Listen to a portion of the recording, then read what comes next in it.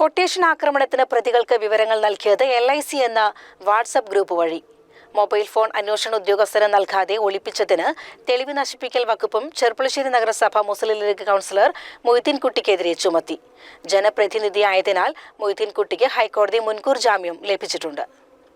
കുഴൽപ്പണ വിതരണക്കാർ, സ്വർണ്ണക്കടത്തുകാർ, വലിയ തുകയുമായി പോകുന്നവർ എന്നിവരെ നിരീക്ഷിച്ച് ആക്രമണം നടത്തി പണം തട്ടലാണ് കൊട്ടേഷൻ സംഘത്തിന്റെ രീതി. LIC എന്ന പേരിൽ ഒരു വാട്സാപ്പ് ഗ്രൂപ്പ് വഴിയായിരുന്നു ആക്രമണങ്ങൾക്ക് വിവരങ്ങൾ നൽകിയിരുന്നത്. വിവരങ്ങൾ ഗ്രൂപ്പിൽ നൽകിയിരുന്നത് പൂർണ്ണമായും ചെർപ്പുളശ്ശേരി നഗരസഭാ കൗൺസിലർ കൂടിയായ 8ാം പ്രതി മൊയ്തീൻകുട്ടിയാണെന്നും പോലീസ് പറഞ്ഞു. ഇതിന്റെ ഡിജിറ്റൽ തെളിവുകൾ പോലീസിന് ലഭിച്ചിട്ടുണ്ട്. എന്നാൽ മൊയ്തീൻകുട്ടി തന്റെ മൊബൈൽ ഫോൺ അന്വേഷണ ഉദ്യോഗസ്ഥന് നൽകാതെ ഒളിപ്പിച്ചതിന് തെളിവ് നശിപ്പിക്കൽ തുടങ്ങി ഗൂഢാലോചന വകുപ്പുകളും മൊയ്തീൻകുട്ടിക്കെതിരെ ചുമത്തിയിട്ടുണ്ട്. എന്നാൽ ജനപ്രതിനിധിയായതിനാൽ കർശന ഉപാധികളോടെ മൊയ്തീൻകുട്ടിക്ക് ഹൈക്കോടതി മുൻകൂർ ജാമ്യം അനുവദിച്ചിരുന്നു. മറ്റു പ്രതികൾ മുൻകൂർ ജാമ്യത്തിന് ശ്രമിച്ചെങ്കിലും ജാമ്യം ലഭിച്ചിരുന്നില്ല.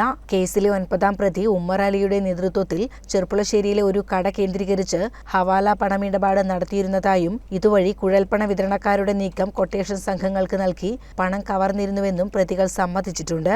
അന്വേഷണം പൂർത്തിയായ ഈ കേസിന്റെ കുറ്റപത്രം ഉടൻ കോടതിയിൽ സമർപ്പിക്കും. കൊട്ടേഷൻ സംഘത്തിന് ആവശ്യമായ പണം നൽകി ക്രിമിനൽ സംഘത്തെ പ്രവർത്തിപ്പിക്കുന്നത് നഗരസഭാ കൗൺസിലർ 8ാം പ്രതി മൊയ്തീൻകുട്ടിയാണെന്നും അന്വേഷണത്തിൽ ബോധ്യപ്പെട്ടിട്ടുണ്ട്.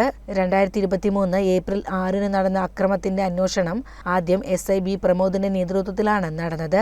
ഇതിൽ 5 പ്രതികളെയും അക്രമികൾ ഉപയോഗിച്ച 3 മോട്ടോർ സൈക്കിളും അക്രമത്തിന് ഇരയായ ഗോപാലകൃഷ്ണന്റെ മോട്ടോർ സൈക്കിളും ആദ്യഘട്ടത്തിൽ കണ്ടെടുത്തിരുന്നു. തുടർന്ന് SI ഷബീബ് റഹ്മാനാണ് കേസന്വേഷണം നടത്തിയത്.